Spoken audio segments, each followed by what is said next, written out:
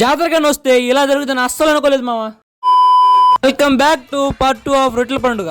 ఇందా మీద పడి ఎలాగోలా ఇక్కడికైతే వచ్చేసాము. ఈ కేవీఆర్ పెట్రోల్ బంక్ నుంచి అలాగని మనం కానీ స్ట్రైట్ గా వెళ్ళామంటే అక్కడే రొట్టెల పండుగ అయితే జరుగుతుంది. ఇంకా లోపలికైతే స్టార్ట్ అయిపోయాము.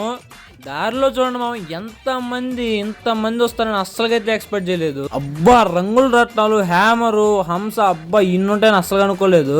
లోపలికైతే వచ్చేసాము. అలాగే రొట్టెలు ఇచ్చే ప్లేస్ కి అయితే వచ్చేసాము. ఇక్కడ ఒక్కొక్క ప్లేస్ లో ఒక్కొక్క రకమైన రొట్టెలు అయితే ఇస్తున్నారు. మొదట వచ్చేసి వ్యాపార రొట్టె అయితే ఇచ్చేస్తున్నారు, మనకు మంచి ఇన్కమ్ రావాలని.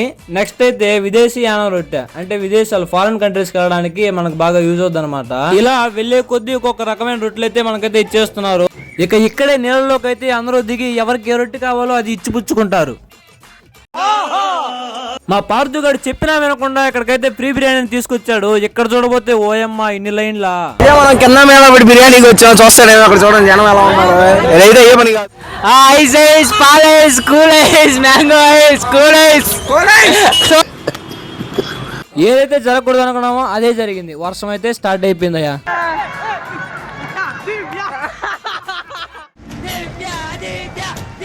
ఇక అలా తడిచేసి ఆకలేస్తున్న చికెన్ గ్యాలరీకి అయితే వచ్చేసాం మామ. ఇక యాంబియన్స్ కి వస్తే చాలా బాగుంది. ఇంక ఫ్రైడ్ రైస్ అయితే ఆర్డర్ ఇచ్చేసాము, తిన్నాము, చాలా టేస్టీగా ఉంది.